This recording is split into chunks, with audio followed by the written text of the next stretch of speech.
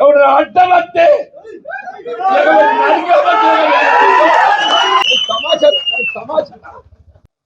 టికెట్లు పంచుకుంటానికి ఏదైతుందో ఇది నీ అయ్యే సొత్తు కాదు, అబ్బ సొత్తు కాదు. ఇది నీ అయ్యే సొత్తు కాదు, అబ్బ సొత్తు కాదు అంటున్నాను. ఇది మా కాంగ్రెస్ కార్యకర్త హక్కు అని చెప్పంటున్నా. కాంగ్రెస్ పార్టీ అంగట్ల సరుకు కాదు అని చెప్పంటున్నాను.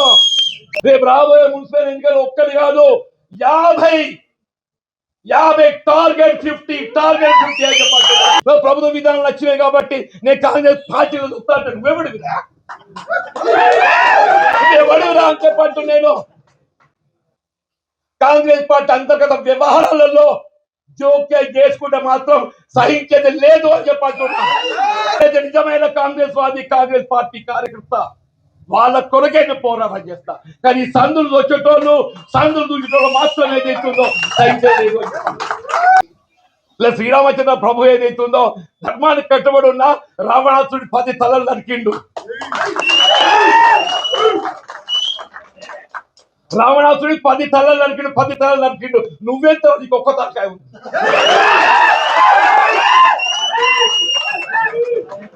పది తలలో పలిక శ్రీరామచంద్ర ప్రభువు మనకు ఆదర్శం అని చెప్పండి. నువ్వెంత ఒక్క తలకాయ. నేను ప్రజాస్వామ్యం నిలబెట్టడానికి కొరకు, నా కార్యకర్తల హక్కులు నిలబెట్టడానికి కొరకు వాళ్ళు ఏదైతుందో నా చివరి క్షణం వరకు నేను పోరాటం చేస్తా. మీ హక్కు నిలబెడతా. పార్టీలో 50 స్థానాలు కైవసం చేసుకోవాలి. కాంగ్రెస్ పార్టీ జెండా ఎగరవేయాలి. అడ్డమంటే ఇవాళ పాండవులు అటువంటి అజ్ఞాతవాసం చేసింది. ధర్మానికి కట్టుబడ్డటువంటి పాండవులు ఏదైతుందో అజ్ఞాతవాసం చేసింది. ఇక్కడ మనం అజ్ఞాతవాసం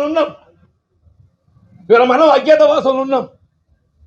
పాండవులు కూడా మళ్ళీ మంచి దినాలు వచ్చినాయి. మన కూడా మంచి దినాలు వస్తాయి చెప్పారు. మన కూడా తప్పకుండా వాళ్ళు ఏదైతుందో మీకు నేనండా, నాకు మీరన్నా.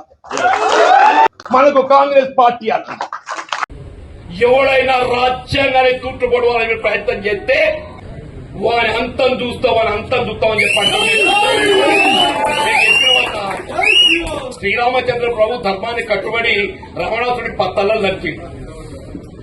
మేము బాబాసాహెబ్ గారు అంబేద్కర్ గారు చెప్పారు, రాజ్యాంగం నమ్ముకొని ఈయనకున్నది ఒక్క తలకాయ.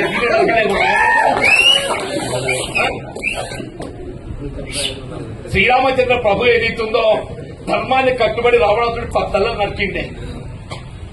మేము బాబాసాహెబ్ బిఆర్ అంబేద్కర్ గారి యొక్క రాజ్యాంగం నమ్ముకొని ఉన్నాం. మేము నేను ఎవడైనా రాజ్యాంగాన్ని తూట్లు పడవాలని చూస్తే వాళ్ళకు ఉండేది ఒక్క తలకాయ.